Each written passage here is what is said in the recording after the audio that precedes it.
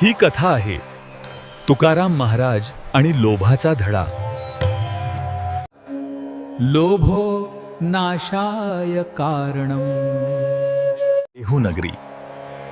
पवित्र भीमा नदीच्या काठावर तुकाराम महाराजांचं कीर्तन रोज घुमत असे. संतांच्या ओवींनी वातावरण भारून जाई. पांडुरंग पांडुरंग तुझ्या नामे माझे जीवन रंग. गावातील सर्वजण कीर्तनास येत, पण एकच व्यक्ती कधीच यायचाच नाही. गोविंदा सेठ. महाराज सेठ म्हणतात, व्यापार खूप आहे, वेळ नाही. आज मालाचा हिशोब आहे, नवीन साठा आला आहे, संध्याकाळी ग्राहक येतील. कीर्तनाने पोट भरत नाही महाराज. अशी 100 कारणं देऊन गोविंदा सेठ कधीच कीर्तनास येत नसे. तुकाराम महाराज केवळ स्मित करत.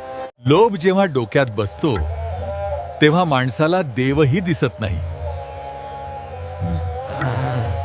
एके दिवशी महाराजांना वाटलं, या जीवाला लोभाचे वजन कसं बांधून ठेवते हे शिकवायलाच हवे. ते म्हणाले, देवा, आज याला एक धडा द्यायचा आहे. दुसऱ्या दिवशी सकाळी लोभी सेठ भाजी बाजाराकडे जात असताना त्याला दूरवर महाराजांचे आवाज ऐकू आले. अरे देवा, मला सोडा, हे झाड मला सोडत नाही. अरे कुणी मदत करा. सेठ चकित झाला. तो पळत महाराजांकडे आला आणि पाहिले की महाराज काय करत होते.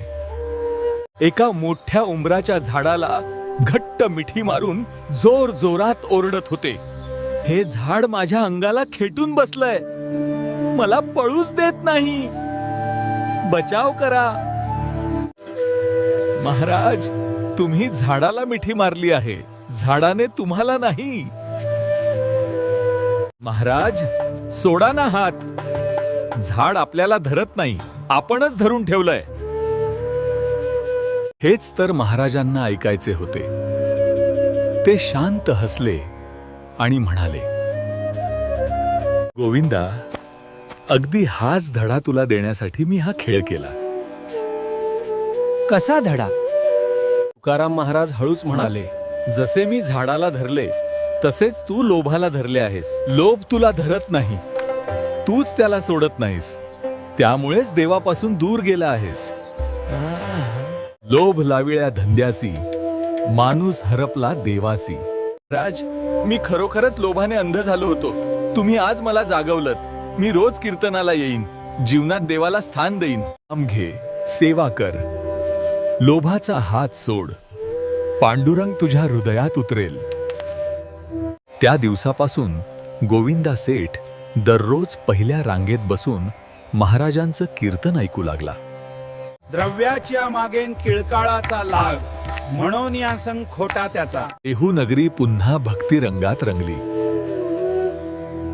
आणि गावात ही शिकवण पसरली. लोभ माणसाला पकडत नाहीये, माणूसच लोभाला पकडून बसतो.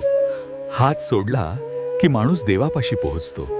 लोभ मनाला आंधळ करतो. देवाला जवळ यायचं असेल तर पहिल्यांदा लोभाचा हात सोडावा लागतो.